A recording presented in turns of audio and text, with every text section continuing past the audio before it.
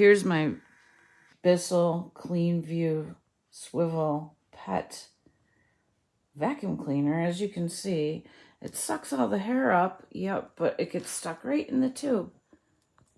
See? And so you get to pick it out with my handy dandy chopstick. I guess I should save for a Dyson. Power button, release.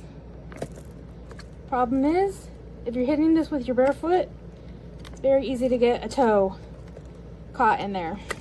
So be careful about that.